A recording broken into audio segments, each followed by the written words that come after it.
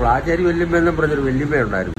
നമ്മൾ പറയുന്നതല്ല, അച്ഛനും അച്ഛൻ്റെ ആൾക്കാരും ഒക്കെ പറയുന്ന, അവരിങ്ങനെ പറയുന്ന. അങ്ങനെ വന്നു കഴിഞ്ഞപ്പം അവർ ഇതിന് നടക്കാൻ പോകുമല്ലോ, കാർന്നവർ ഇങ്ങനെ നടക്കാൻ പോയപ്പോൾ അച്ഛൻ പറഞ്ഞു ഈ വല്യമ്മയെ കാണുമ്പോൾ, വല്യമ്മ ഈ പോലെയാണ് വടക്കം പോല. അച്ഛൻ പറഞ്ഞു അത് ഒരു കെട്ടും കൊണ്ടേ പുള്ളി പോവും. അപ്പോൾ വല്യമ്മയ്ക്ക് അന്ന് പുകലയില്ല. അന്ന് പുകല കൊടുത്തപ്പം പുള്ളി പറഞ്ഞു. അപ്പോൾ അങ്ങുന്നതിനൊക്കെയാണ് വിളിക്കുന്നത്. അന്നത്തെ കാലത്ത് വലിയ ആൾക്കാരാണല്ലോ ഇവരൊക്കെ. വീട്ടിൽ ചെന്നാണ് പോകുന്ന വഴിക്കാണ്. അല്ല, വീട്ടിൽ ചെന്നു. ഇവരൊക്കെ താമസിക്കുന്ന ഓരോ ഇതുപോലെയാണ്. ഇവർ ആ പോസ്റ്റ് ഓഫീസ് ഇപ്പം ആനുവലിൽ അവിടെ ആ ഭാഗത്താണ്. അവരുടെ പേര് എനിക്കറിയില്ല. പ്ലാച്ചേരി വല്യമ്മ. പ്ലാച്ചേരി ആ പുരയിടത്തിന്റെ പേര് പ്ലാച്ചേരി എന്ന് അങ്ങനെയാണ് പറഞ്ഞു. അവിടെ ചെന്ന് കഴിഞ്ഞപ്പോൾ തന്നെ വല്യമ്മ കയറ്റി കഴിഞ്ഞപ്പോൾ ഇതന്നെ പാളയ്ക്കകത്തിരിക്കുന്നു. അപ്പം പറഞ്ഞു കുട്ടിപ്പാള. അപ്പോൾ ഉപ്പിൻ്റെ അകത്താ ഇട്ട് വെച്ചിരുന്നു. ഉപ്പെന്നാ എന്തോ ഒരു സാധനം അതിൻ്റെ അകത്ത് ഇട്ടു. ഈ പാള ഇങ്ങനെ കെട്ടിയിട്ട് അതിന് മുകളിൽ അടപ്പും വെച്ച് അതിന്.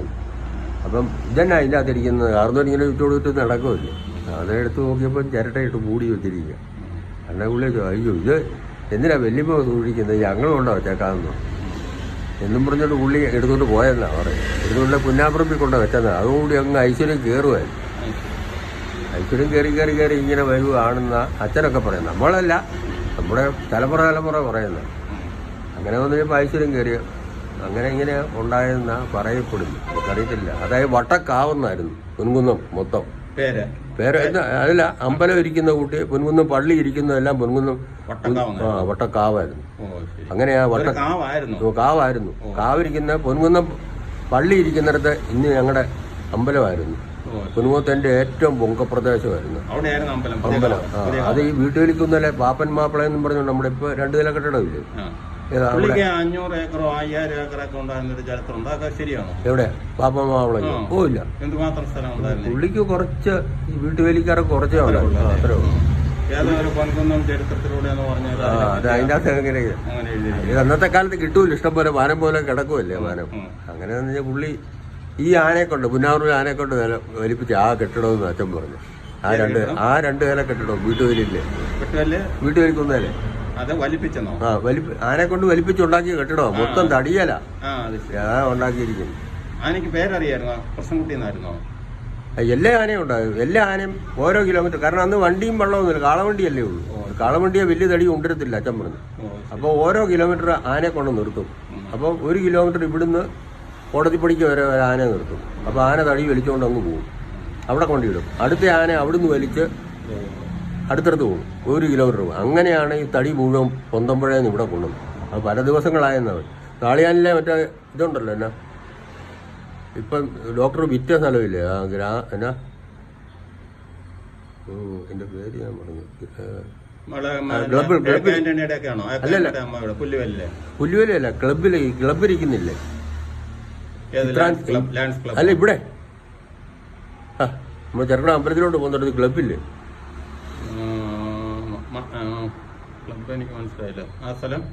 ആ സ്ഥലത്തിന്റെ അപ്പുറത്തെ നിങ്ങളുടെ സ്ഥലമായിരുന്നു. നാളെയാനില്ലേ കാർന്നൂരുടെ സ്ഥലമായിരുന്നു. റബ്ബർ തോട്ടം ഇല്ലായിരുന്നു വെട്ടി കൊടുത്ത്. ആനയെ കുഴിച്ചിട്ട സ്ഥലം അറിയാം. അതിന്റെ നേരെ ഓപ്പോസിറ്റ് സ്ഥലം. അതിന്റെ നേരെ അവിടെ ആയിരുന്നു പിന്നെ ഈ വാളുകൊണ്ട് അറുത്താണല്ലോ അന്നത്തെ തടിയെടുക്കുന്നത്. അല്ല, അവിടെ ആയിരുന്നു. അത് ശരിക്കും പുല്ലുവേലിൽ നിന്നാണ്. ആ പുല്ലുവേലിലാണ് ഏക്കാൻ്റെ അമ്മയുടെ വീട്.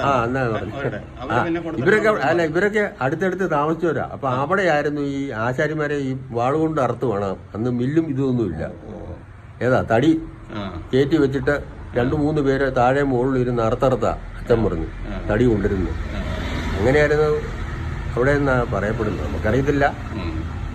അതൊക്കെ എനിക്ക് ഞാൻ ആ തടി അവരെ കാണുന്നു. പഴയ കാലത്തെ പല ഓഫീസുകളും പിന്നെ പറമ്പിലെ വകയല്ലായിരുന്നോ, കെട്ടിടങ്ങളിലായിരുന്നു. പിന്നെ 300 ഏക്കർ സ്ഥലമല്ലേ.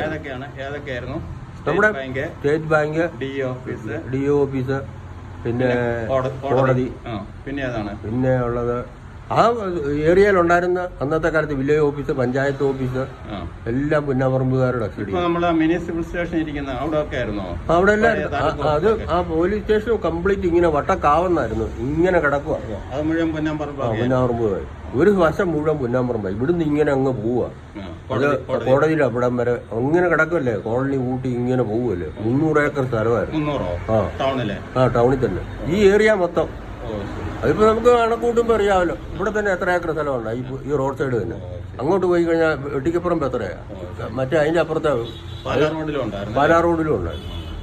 അപ്പം ആണ്ടുകുടംകാർ ഒരു വശം ജമ്മി, പുന്നാമ്പറമ്പുകാർ വേറൊരു വശം ജമ്മി, ഇങ്ങനെ സൈഡിലെ ഒറ്റപ്പെട്ട ആൾക്കാർ പനക്കക്കാരെന്നൊക്കെ പറഞ്ഞു. ക്രിസ്ത്യൻസ് അവരോട് ഇവര് ഡിവൈഡ് ചേട്ടന്റെ ഒക്കെ കവലയിലൊക്കെ അവരുടെ വീടുണ്ട്. ഇപ്പൊ ഇരിക്കുന്ന തറവാടാണ് ആ പുതിയൊരു വീട് കൊണ്ട് കോരവക്കലുണ്ട്. പിന്നെ അന്നത്തെ കാലത്ത് എന്ന് പറഞ്ഞാല് നമുക്കൊന്നും ഓർമ്മയില്ല. അച്ഛൻ പറയുന്നുണ്ട് ശബരിമല തീവെപ്പ് കേസ്. അത് ഇവിടുന്ന് ക്രിസ്ത്യാനികൾ ഒരു ബറ്റാലിയൻ ആൾക്കാർ തൂക്കുമായിട്ട് പോയി. അപ്പൊ ശബരിമല അന്ന് ഇടിച്ചു പൊളിച്ച് ഓർക്കുന്നുണ്ട്. അവിടെ കൊണ്ട് ഈ കാട്ടുപന്നിയൊക്കെ വെട്ടി തിന്നെന്നൊക്കെ അച്ഛൻ പറഞ്ഞു. അവന്മാരെല്ലാം ദാസനും എല്ലാം.